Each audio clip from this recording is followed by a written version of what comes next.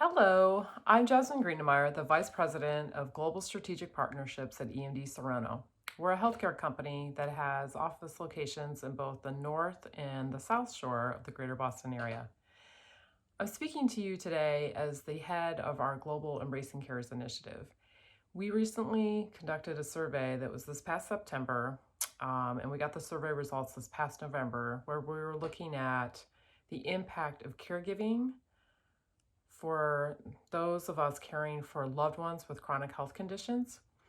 And the survey results were not surprising in one regard, that women are doing more caregiving than ever.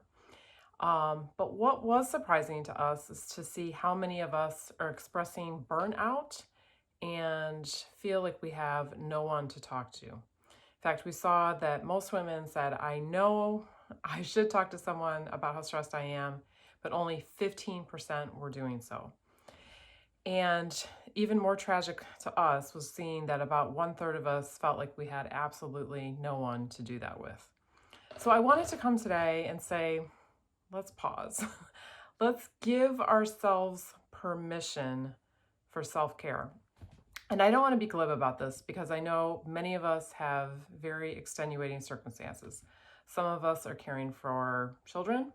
Some of us are caring for our parents. Some of us may be doing both right now. And others may be a loved one or a neighbor with a chronic health condition. But regardless, when we looked at the survey results and saw, again, the level of distress that many of us expressed, and then on top of that, not surprisingly, how much of us talked about things like very compromised sleep. And so if there's two things at the end of the day that I would like us to think about for ourselves, it's how can we prioritize sleep and connection?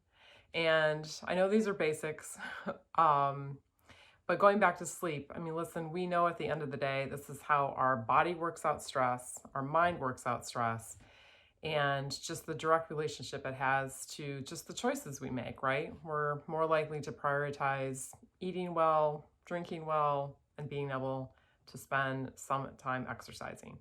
And I'm not talking about crazy exercise. I'm talking about just even giving yourselves a 10, 15-minute walk a day.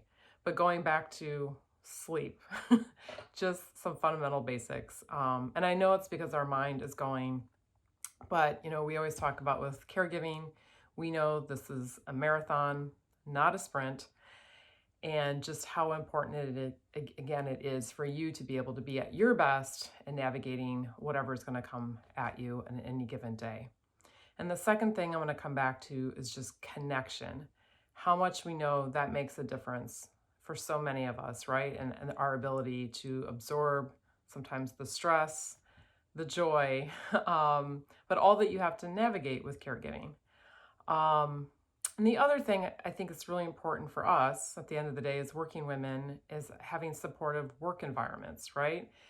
We know it makes a huge difference if we have bosses, HR policies that support flexible working arrangements.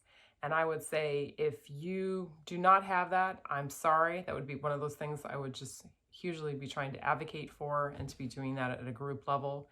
But if you do have it, give yourself permission to do that flexible work schedule.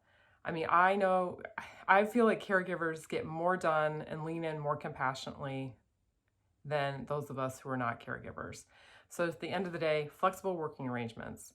We've also seen that just having peer support at work makes a huge difference. So I hope you either have an employee resource group or think about starting one and just how helpful that could be to so many. There are fantastic organizations that also can be helpful to this. We particularly are supportive of the National Alliance for Caregiving and actually also the Caregiver Action Network. These are two fantastic organizations. So again, the National Alliance for Caregiving and the Caregiver Action Network. And there's fantastic other organizations that we work with, but these two drive either they're advocating on behalf of caregivers and they have some policy solutions they're working on, but also they have tons of really practical, tangible resources. But all my best to you. I am with you. These are very crazy times, But above and beyond that, we just know that caregiving, again, through the whole continuum of just for children to loved ones with chronic health conditions, you're doing something fantastic. I believe it's not recognized as often as it should be. I see you, and I am not the only one. Thank you for all that you do.